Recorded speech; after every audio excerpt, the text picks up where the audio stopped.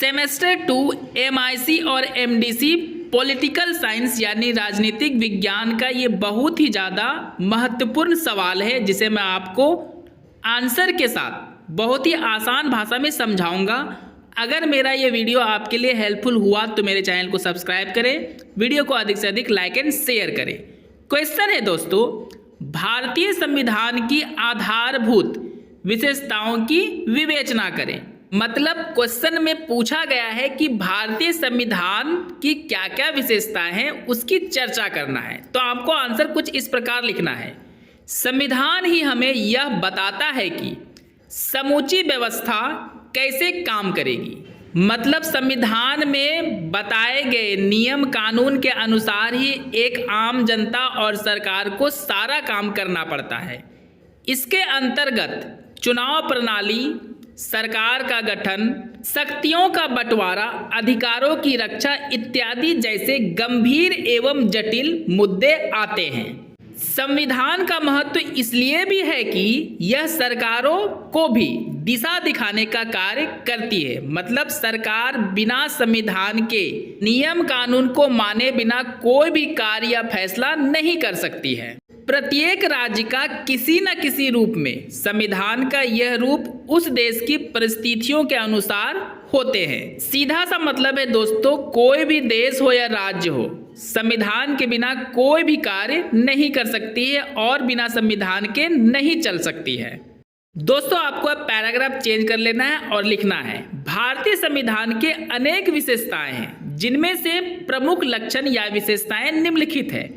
पहला है निर्मित एवं लिखित संविधान। विश्व के अधिकांश संविधानों की तरह भारत का भी संविधान लिखित एवं निर्मित है।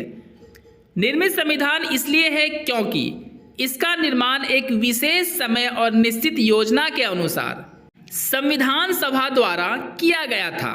और लिखित इसलिए कहा जाता है क्योंकि इसमें सरकार के संगठन, उसके प्रमुख अंगों के एवं कार्यपालिका, व्यवस्थापिका और न्यायपालिका का गठन इत्यादि का उल्लेख किया गया है। अतः भारतीय संविधान का निर्मित एवं लिखित होना एक प्रमुख विशेषता है। दूसरा पॉइंट है दोस्तों, संसार का सर्वाधिक विस्तृत संविधान यानी संसार का सबसे बड़ा संविधान। भारत का संविधान विश्व में दूसरे देशों की तुलना में अत्यधिक व्यापक यानी बड़ा और विस्तृत संविधान है। इसका मुख्य कारण इसमें 395 अनुच्छेद, 22 अध्याय एवं 12 अनुसूचियां हैं। भारत के संविधान को इतना विस्तृत बनाने के कई कारण थे, जैसे इसमें संघीय शासन संविधान के साथ साथ राज्यों के संविधान का भी समावेश है। लोक सेवा आयोग का गठन कार्य, राष्ट्रपति के निर्वाचन, नीति निर्देशक तत्व इत्यादि का उल्लेख है। और इसी कारण दोस्तों भारत का संविधान विश्व का सबसे बड़ा संविधान बन गया, क्योंकि इस संविधान में ही सभी तरह के नियम कानून, चाहे वो आम लोगों के लिए हो या राज्य के लिए हो या केंद्र के लिए हो या राष्ट्रपति के लिए हो, मुख्यमंत्री के लिए हो या प्रधानमंत्री के लिए हो या मंत्री परिषद के लिए हो, सारा नियम इसमें लिखा गया है। आई होप आपको समझ में आ गया होगा। तीसरे पॉइंट को डिस्कस करते हैं, लोक प्रभुता पर आधारित संविधान।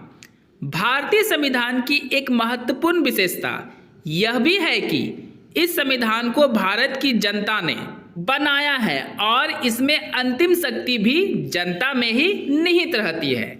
इसलिए संविधान की प्रस्तावना में यह स्पष्ट रूप से कह दिया गया है कि हम भारत के लोग इस संविधान को अंगीकृत और आत्मसमर्पित करते हैं, जिसका सीधा सा मतलब है जनता में ही सारी शक्ति निहित है।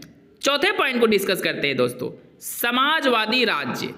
सन 1976 ईस्वी के 42वें संविधान संशोधन द्वारा प्रस्तावना में समाजवादी शब्द जोड़ा गया है।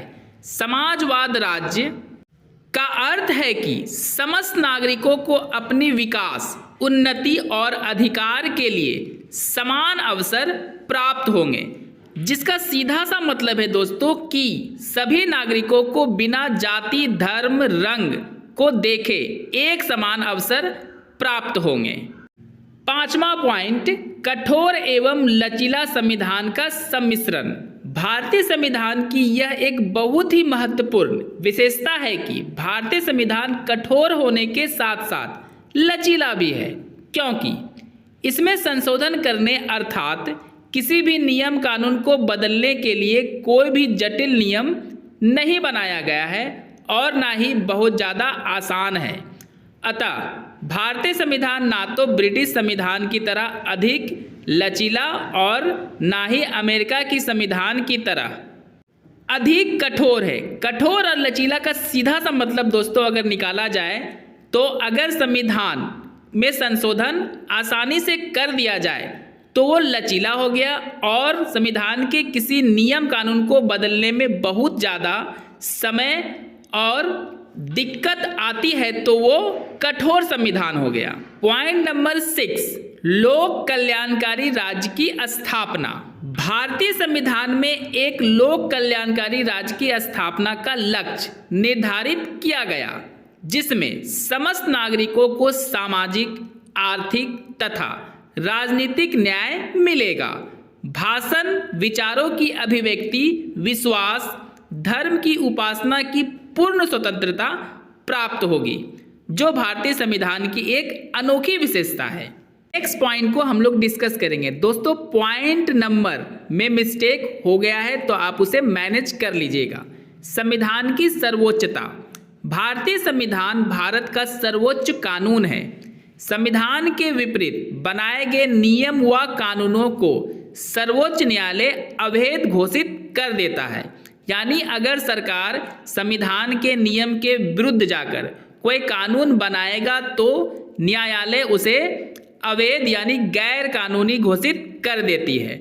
नेक्स्ट पॉइंट है वयस्क मताधिकार यानी अधिकार। वयस्क मताधिकार क्या है दोस्तों? जो आपको 18 साल पूरने के बाद वोट डालने का अधिकार मिलता है उसे ही वयस्क मताधिकार कहते हैं। भारतीय संविधान के अंतर्गत वयस्क मताधिकार को अपनाया गया है।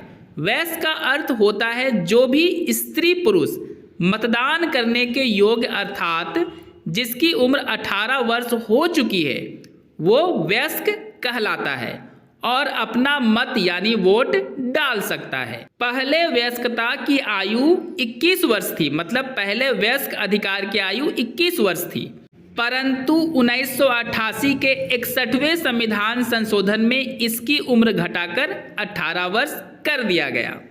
वैसे तो दोस्तों हमारे देश के संविधान की विशेषताएं अनगिनत है, जिसे पॉइंट वाइज डिस्कस करना मतलब बहुत बड़ा आंसर हो जाएगा, तो हम लोग पॉइंट में सिर्फ लिख देते हैं। नेक्स्ट पॉइंट है नागरिकों के मौलिक अधिकार की व्यवस्था। नेक्स्ट मौलिक कर्तव्यों की व्यवस्था, राज्य के नीति निर्देशक तत्वों की व्यवस्था। नेक्स्ट आपातकालीन प्रावधान, धर्मनिरपेक्ष राज्य की स्थापना। दोस्तों मेरे इस नोट्स को आपको हूबहू लिख देना है, एक्स्ट्रा कुछ भी नहीं करना है। और हाँ, मेरा ये नोट्स अगर आपको हेल्प किया है तो मेरे चैनल को सब्सक्राइब करें, वीडियो को लाइक करें और वीडियो को शेयर करके दूसरों की भी हेल्प करें। आपको पैराग्राफ फिर से चेंज करके लास्ट पैराग्राफ को जरूर लिखना चाहिए। अतः भारतीय संविधान विश्व में अन्य देशों के मुकाबले सर्वाधिक लंबा और बड़ा है तथा यह लिखित व निर्मित के साथ साथ कठोर व लचीला भी है, जो इसकी एक अनोखी विशेषता है।